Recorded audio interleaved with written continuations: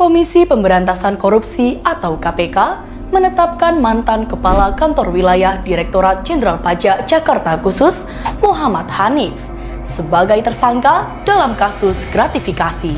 Hanif yang menjabat sebagai Kepala Kanwil Ditjen Pajak Jakarta Khusus dari 2015 hingga 2018 diduga menerima gratifikasi sebesar 21,5 miliar dari berbagai pihak selama masa tugasnya.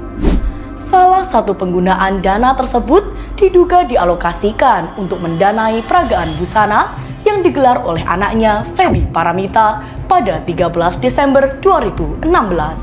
Direktur Penyidikan KPK Asep Guntur Rahayu mengungkapkan bahwa pada 5 Desember 2016 Hanif mengirimkan email kepada Kepala Kantor Pelayanan Pajak Penanaman Modal Asing 3 Yul Dirga. Dalam pesan tersebut, Hanif meminta bantuan untuk mencari sponsor guna mendukung penyelenggaraan fashion show yang menampilkan merek pakaian Eva Pour Homme by Feby Hanif. Lebih lanjut, dalam email tersebut, Hanif secara spesifik meminta agar 2 hingga 3 perusahaan bersedia menjadi sponsor acara tersebut. Ia juga menginstruksikan agar proposal sponsorship mencantumkan rekening BRI serta nomor ponsel atas nama Feby Paramita dengan nominal yang diajukan sebesar 150 juta. Sebagai respon terhadap permintaan tersebut, terjadi transaksi berupa transfer dana ke rekening BRI milik Feby Paramita.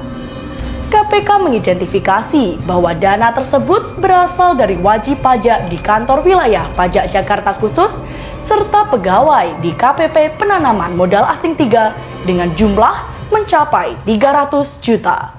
Selain itu, pada periode 2016 hingga 2017, Feby juga menerima dana sebesar 387 juta dari wajib pajak Kanwil Jakarta Khusus serta tambahan 417 juta dari pihak lain di luar lingkungan Kanwil Jakarta Khusus.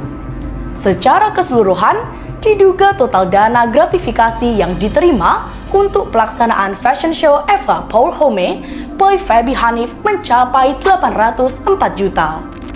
Perusahaan-perusahaan yang terlibat dalam pemberian dana ini juga menyatakan bahwa mereka tidak memperoleh keuntungan apapun dari sponsorship tersebut. Selain gratifikasi terkait fashion show, Hanif juga diduga menerima bentuk gratifikasi lain, termasuk valuta asing senilai 6,6 miliar serta penempatan dana dalam deposito di BPR sebesar 14 miliar. Dengan demikian, total gratifikasi yang diterimanya mencapai 21,5 miliar. Sebagai langkah pencegahan, pada 19 Februari 2025, KPK menerbitkan surat keputusan yang melarang Hanif bepergian ke luar negeri selama 6 bulan ke depan guna mencegah upaya melarikan diri atau penghilangan barang bukti. Untuk mendalami kasus ini, KPK telah memanggil sejumlah saksi kunci, termasuk Direktur KSO Summarecon Serpong, Syarif Benyamin, serta pegawai negeri sipil di KPP PMA 6 Ditjen Pajak Syita Amalia.